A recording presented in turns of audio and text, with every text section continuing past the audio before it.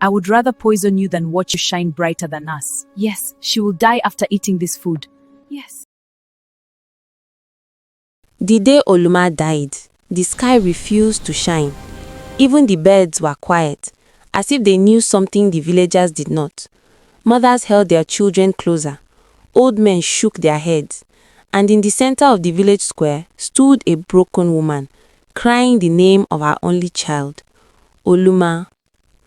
But before tears filled the land, before fear entered every home, there was once a girl full of light. Oluma was the only daughter of Eze, the respected leader of the village. From the day she was born, strange things followed her. When she cried as a baby, the wind would rise. When she laughed, flowers seemed brighter. When she touched the sick, their fever cooled. Yet people are quick to fear what they do not understand. She is not ordinary, some whispered. There is something dark about her, others said. They called her names: child of shadows, spirit girl, daughter of mystery. But Oluma was gentle. She greeted everyone with a smile. She helped old women carry firewood. She played with little children by the stream. The cruel words did not change her heart.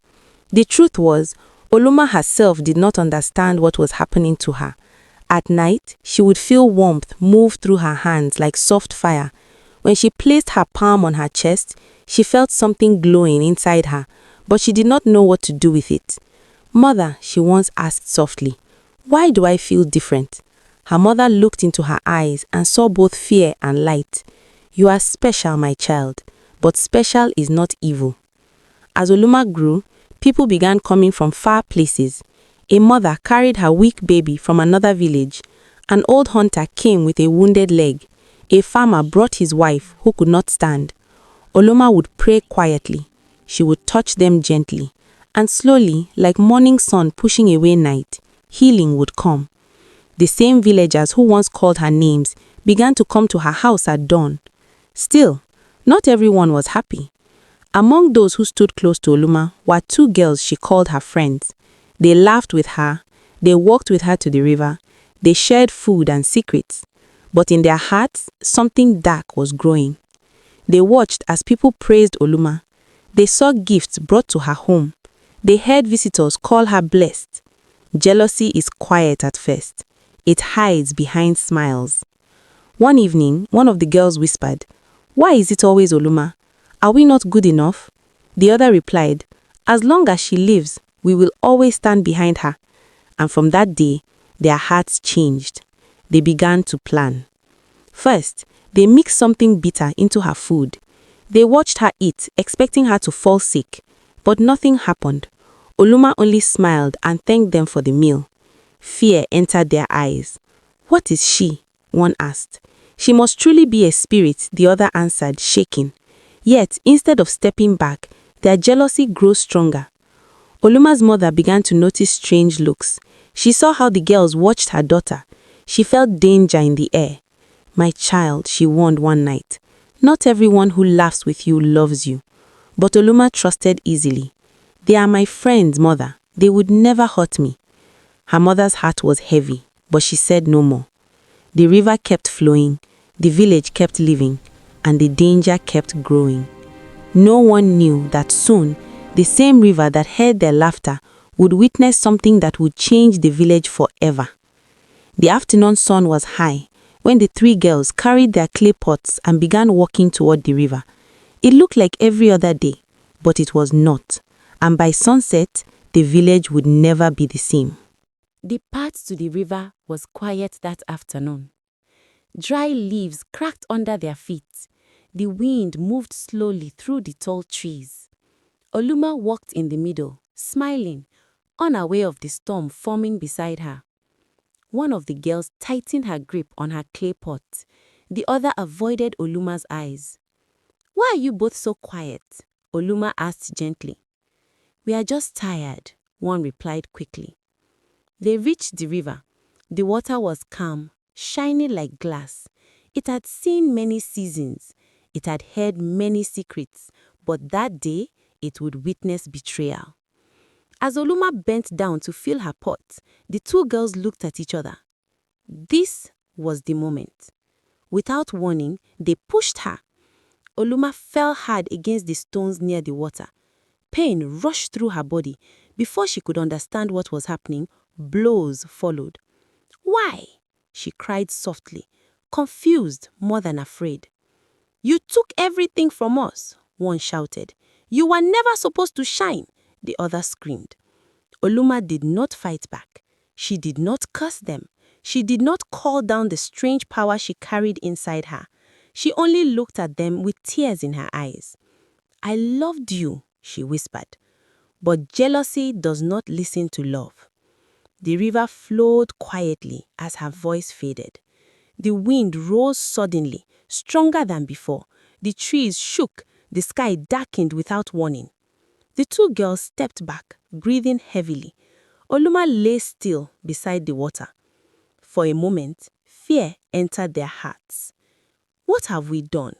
one asked in a trembling voice. "It is too late," the other replied. "No one saw us." They left her there and returned to the village, pretending to cry. When Oluma did not return home, her mother felt a sharp pain in her chest. A mother knows. She ran toward the river, calling her daughter's name. The villagers followed. They found her lying peacefully, as if asleep, but her body was cold. Her mother fell beside her and screamed. The sound tore through the village like thunder. That cry changed everything. The sky grew dark, though it was not yet evening. Birds flew wildly. Dogs howled without reason. The two girls tried to look sad. They joined the mourners. They even touched Oluma's mother, pretending to comfort her. But strange things began that very night. The first girl woke up screaming. She could see nothing. Darkness covered her eyes. "I cannot see," she cried. The second began laughing strangely, then crying, then shouting at shadows no one else could see. Their families rushed them to different prayer houses. Elders prayed, healers tried herbs. Nothing changed. Days passed. The village became afraid. Children whispered Oluma's name at night. Then one evening, unable to bear the suffering, the two girls confessed. With broken voices, they told the truth. They spoke of jealousy. They spoke of anger. They spoke of the river. Silence filled the village. Oluma's mother did not speak. Tears fell quietly down her face. Soon after their confession, the sickness in them grew worse. And not long after, both of them passed away. The villagers were afraid to bury them in sacred ground. They said they destroyed the best gift our village had. Their bodies were taken to the evil forest. But the story did not end there. Because death had not ended Oluma, it had only awakened something greater. After Oluma was laid to rest, the village felt empty. The sick had no one to run to. The weak had no gentle hands to comfort them. The mornings were quiet. Even the wind seemed softer, as if it missed her. Oluma's mother stayed inside for many days. She did not eat much. She did not speak much. She sat beside her daughter's resting place and whispered prayers. "Why did they take you from me?" she would ask the sky. But something began to happen. One night, an old woman who had once been healed by Oluma had a dream. In the dream, Oluma stood in white light, smiling. "I am not gone," she said gently. "Do not be afraid." The old woman woke up with tears of peace.